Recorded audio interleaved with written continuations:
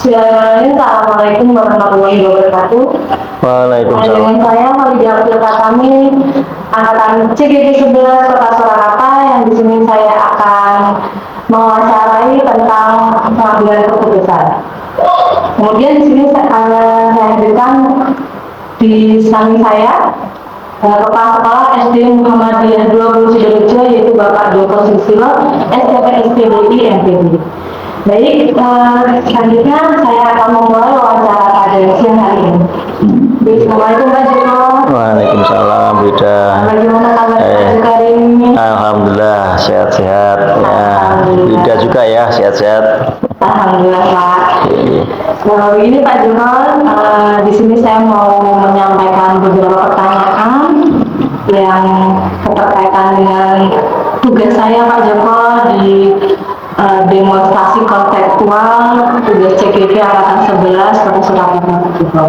Nah, ini saya mau menyampaikan beberapa pertanyaan yang mungkin nanti bisa menjadi tambahan ilmu untuk saya. Jadi ini Pak Joko. Insya Allah. Untuk pertanyaan pertama, selama ini bagaimana Pak Joko dapat mengidentifikasi kasus yang merupakan dilema etika atau rujukan moral? Jadi yang saya alami Bida, ini tahun ke-7 ya saya diberi amanah kepala sekolah tentang etika, moral. Itu tentunya sebagai kepala sekolah sumber utama yaitu dari wali kelas ya, atau guru kelas. Jadi ada kejadian apa di kelas, ada kejadian apa di rumah, itu tentu saya dapat informasinya ya dari guru kelas ya. Karena juga kita juga belum punya guru BK ya. Selain dari guru kelas ya bisa jadi saya dapat informasi itu dari orang tua sendiri. Tapi selama ini persentasenya kecil sekali ya, orang tua yang menyampaikan langsung ke saya. Karena biasanya orang tua langsung ke guru kelasnya gitu. Atau kalau guru kelas biasanya belum mampu terselesaikan, maka naik ke wadah kesiswaan. Itu jadi saya tahunya identifikasinya dari situ. Baik, itu jawaban yang pertama ya Pak Joko, luar biasa untuk mengidentifikasi kasus-kasus yang ada di sekolah ini. Ya. Jadi Pak Joko, untuk pertanyaan yang kedua yaitu selama ini bagaimana Pak Joko menjalankan pengambilan keputusan di sekolah SD Muhammadiyah 20, terutama untuk kasus-kasus di mana ada dua kepentingan ya Pak Joko, yang sama-sama benar atau sama-sama mengandung nilai kebajikan. Ya, kalau itu ringan ya atau ringan itu kadang-kadang juga saya putuskan sendiri gitu. Tetapi kalau itu masalahnya berbobot dan menyangkut pada publik ya, pada kayak rame wali murid ya biasanya saya mengajak waka-waka dan sekolah kita juga punya waktu sepekan sekali untuk ketemu, yaitu di hari Jumat yang saya bisa minta pertimbangan kepada selain waka ya, guru, karyawan semuanya. Nah, kalau sama-sama kuatnya, sama-sama urgen kepentingan itu, maka ya diambil skala prioritas gitu ya. Mana yang lebih bermanfaat, mana yang lebih menguntungkan, mana yang lebih harus didahulukan gitu. Oke, saya kira itu Bu. Baik Pak Joko, luar biasa untuk jawabannya. Dan selanjutnya langkah-langkah atau prosedur seperti apa yang bisa Pak Joko lakukan selama ini Pak? Dalam mengambil keputusan itu? Ya, tadi ya harus berkoordinasi dengan stakeholder sekolah ya. Kalau itu terkait dengan kurikulum, ya kita minta pendapat dari kurikulum. Kalau itu terkait dengan kesiswaan, kita minta kepada kesiswaan. Kalau terkait dengan keuangan, kita minta pendapat sharing dengan bendahara, begitu. Jadi harus sesuai dengan tupoksinya masing-masing. Itu caranya itu. Seperti ya Pak. Ya, ya. Jadi pertanyaan selanjutnya, hal-hal apa saja yang selama ini Pak Joko anggap efektif Pak dalam pengambilan keputusan pada kasus-kasus dilema etika? Nah, dari semua itu kira-kira yang paling efektif itu apa ya, Pak? Cara menyelesaikannya yang paling efektif ya bisa dengan pendekatan kultur, ya. Pendekatan kultur. Jadi harus mengetahui bagaimana keadaan siswa, keadaan orang tua di rumah itu.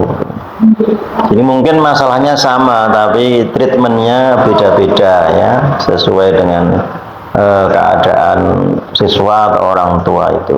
Jadi tidak bisa disamakan. Maka dalam hal ini guru kelas untuk home visit itu penting sekali, karena untuk mengetahui situasi dan kondisi latar belakang keluarga dari siswa itu. Visit ya Pak, biar Iya, iya. Jadi Pak Joko, selanjutnya hal apa saja yang selama ini merupakan tantangan dalam pengambilan keputusan pada kasus-kasus dilema etika? Tantangannya apa nih? Ya, tantangannya kadang kalau kita itu berpegang teguh pada sikap yang harus dipertahankan karena itu mengandung nilai-nilai kebenaran, itu tantangannya itu sebagai sekolah swasta. Kalau orang tua itu tersinggung bisa menarik siswanya. Padahal kita dalam mengambil keputusan itu ya emang ini yang benar yang harus kita pertahankan, yang harus kita ambil gitu. Tapi orang tua mungkin tidak menerima. Nah, kalau tidak menerima ini akan menjadi isu di luar. Sekolah sana begini. Nah, sehingga bisa ada fitnah itu. Tapi itu sebuah resiko yang harus diambil ya. Di antara ciri sekolah yang unggul, berkemajuan, di antara ciri kepala sekolah yang inovatif dan kreatif itu memang berani mengambil resiko gitu. Tapi tadi yang benar harus tetap dikatakan benar gitu. Ya.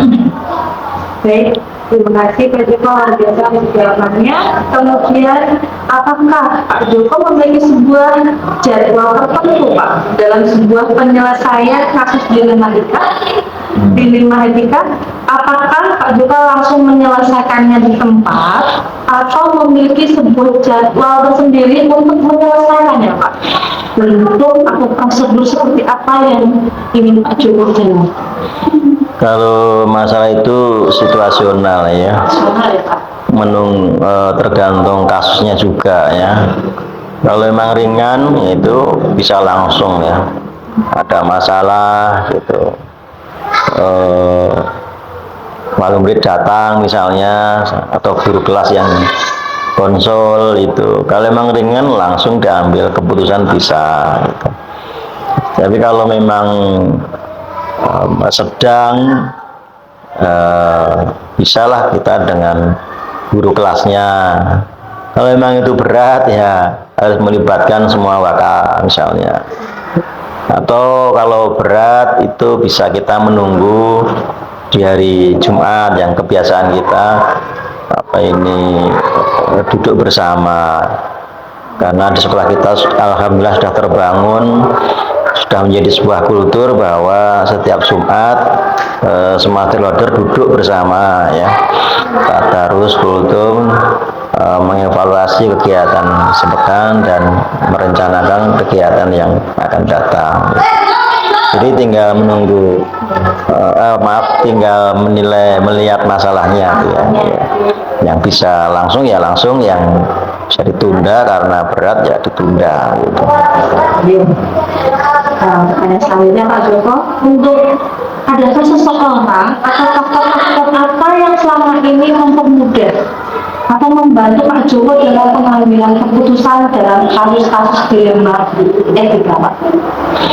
Ya ada, jadi orang pertama yang membantu ya jelas wakil kepala sekolah ya, sesuai dengan bidangnya masing-masing tadi. Di sekolah kita ada kurikulum, ada kesiswaan, ada AIK, ada Sarpas. Nah, itu orang yang pertama yang membantu saya gitu. Ya selebihnya ya semua stakeholder ya, bahkan masalah itu bisa diselesaikan sampai ke komite, bahkan bisa sampai ke pemangku kepentingan dalam ini pemilik sekolah, yaitu yayasan gitu. Jadi Pak Joko, dari semua hal yang telah disampaikan tadi Pak Joko, pembelajaran apa yang dapat Pak Joko petik dari pengalaman Pak Joko tadi mengambil keputusan di lima etika? Jadi sebagai kepala sekolah tidak bisa bekerja sendiri, tidak bisa bekerja sendiri, harus melibatkan stakeholder dalam mengambil keputusan, baik itu wakanya, guru, tenaga kependidikannya, bahkan melibatkan orang tua siswa. Yang terakhir yang kita lakukan yaitu dalam menyusun tata tertib siswa gitu. Yang di dalam tata tertib itu juga mengatur tentang perilaku siswa ya, sopan santun siswa dan sebagainya. Nah, kita melibatkan komite juga ya, mengundang komite gitu. Jadi sendiri ya? Tidak bisa sendiri ya. Baik Pak Joko, itu pertanyaan terakhir dari saya, luar biasa atas jawabannya. Semoga nanti menjadi tambahan ilmu saya Pak, dalam nanti jika saya menghadapi suatu permasalahan. Mungkin itu Pak Joko, terima kasih. Iya, iya, sama-sama Wida. Waalaikumsalam. Semoga sukses. Saya akan mewawancarai kepala sekolah yang luar biasa dari SMP Negeri 25 Surakarta, Bapak Sutrisno. Di sini sebagai tugas demonstrasi kontekstual tentang mengambil keputusan. Baik, saya akan mulai wawancara pada siang hari ini. Assalamualaikum. Waalaikumsalam, Mbak.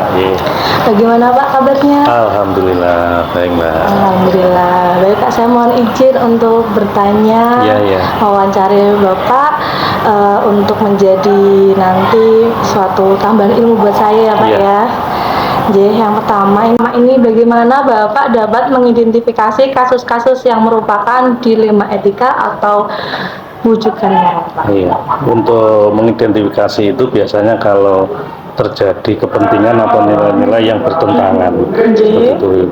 Suatu misal ada permasalahan di peserta didik punya permasalahan di rumah, ternyata masih dibawa di sekolah, seperti itu.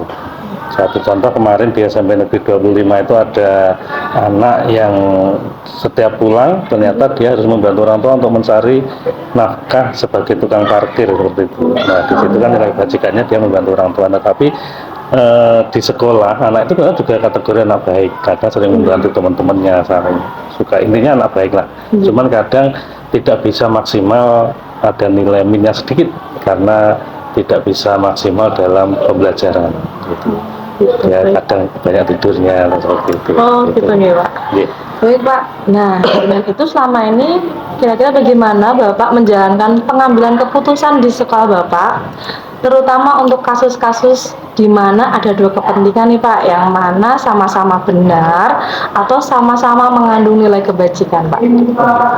Untuk menentukan sebuah keputusan pasti saya mengajak beberapa pihak. Jadi beberapa pihak yang ada baik di sekolah maupun di luar kita ajak untuk berdiskusi untuk menentukan sebuah keputusan tindakan dari permasalahan itu.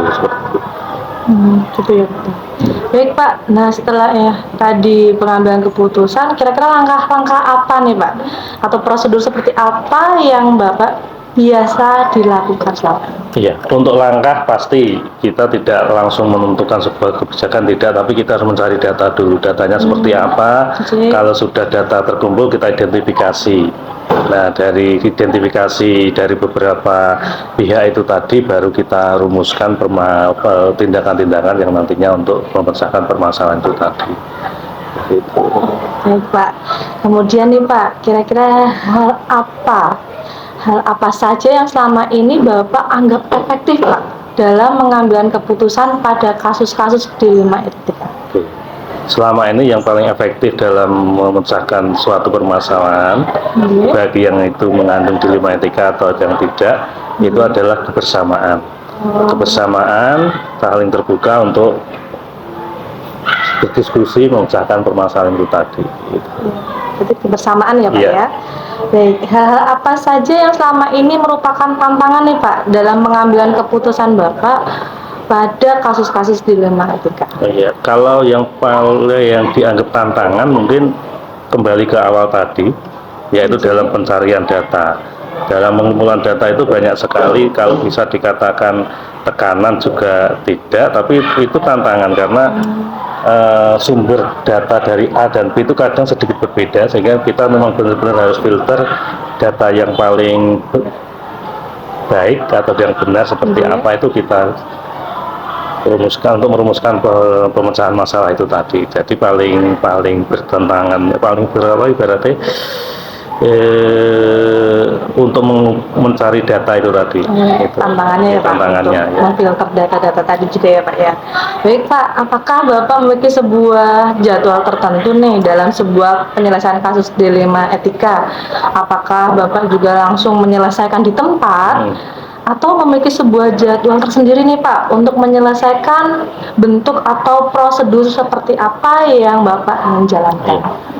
Di SMA Negeri 25 sebisa mungkin memang one day solution ya. Jadi kalau memang ada permasalahan sebisa mungkin hari itu terselesaikan. Tapi yang namanya kadang tingkat rumit permasalahan itu kan beda-beda. Jadi tapi tetap kita berusaha segera diselesaikan, walaupun secara jadwal SMA Negeri 25 juga punya jadwal 2 minggu sekali untuk berdiskusi dengan Bapak Ibu Guru, untuk saling memberi masukan permasalahan-permasalahan yang selama ini timbul seperti apa, perkembangannya seperti apa. Itu tiap 2 minggu memang kita punya jadwal, tapi dalam hal menangani masalah sebisa mungkin, sesegera mungkin memang segera diselesaikan. Luar biasa sekali nih Pak, one day one service nih, sekalian selesaikan cepat ya Pak ya. Baik Pak, ini selanjutnya nih Pak, adakah seseorang Pak atau faktor-faktor apa yang selama ini mempermudah Bapak membantu dalam mengambil keputusan dalam kasus-kasus dilema etika? Iya, kalau adakah seseorang atau faktor apa, kita lebih bicara ke seseorang. Yang selama ini membantu saya adalah Waka. Ya, jadi Waka, wakil kepala sekolah ini yang benar-benar membantu saya, orang kedua yang selama ini setiap kali ada permasalahan mereka yang menyelesaikan. Bahkan kadang kepala sekolah tidak tahu, ngerti-ngerti sudah dapat laporan, Pak kemarin ada kayak gini, kasus kayak gini, tapi sudah selesai. Karena tidak melibatkan Bapak, cukup di kita dengan BP, ini sudah terselesaikan dan sebagainya, seperti itu. Jadi beliau-beliau ini adalah tim yang solid. Pertanyaan terakhir saya nih Pak, dari semua hal tadi Pak yang telah disampaikan Bapak yang sungguh luar biasa tadi, pembelajaran apa yang dapat Bapak petik dari pengalaman Bapak mengambil keputusan dilema etika? Ya, kalau pembelajaran yang bisa saya petik, segala sesuatu itu harus ada keterbukaan, karena dengan keterbukaan kita akan bisa berdiskusi bersama sehingga mewujudkan atau mengerucutkan solusi-solusi yang baik. Di sini tidak hanya dengan guru dan karyawan, tapi dengan orang tua siswa aja. Kemarin pada waktu kita mengundang sosialisasi program kerja pun, saya mengharapkan kepada orang tua sedikit pun ada masalah, silakan datang ke sekolah untuk berdiskusi. Jangan sampai masalah itu malah dibawa keluar, toh juga akhirnya juga harus dipecahkan di sekolah juga, seperti itu. Jadi yang penting adalah keterbukaan dan kebersamaan. Iya Pak. luar biasa sekali ya Pak atas jawaban dari Pak Sutrisno tentang pertanyaan-pertanyaan saya. Semoga nanti jawaban ini akan menjadi inspirasi dan tambahan ilmu saya Pak, jika nanti saya di kemudian hari mendapatkan untuk memutuskan suatu keputusan. Sekali lagi terima kasih Pak Sutrisno atas sama-sama, Mbak. waktunya dan mohon maaf jika saya banyak kesalahan. Sekian dari saya. Wassalamualaikum warahmatullahi wabarakatuh. Waalaikumsalam warahmatullahi wabarakatuh.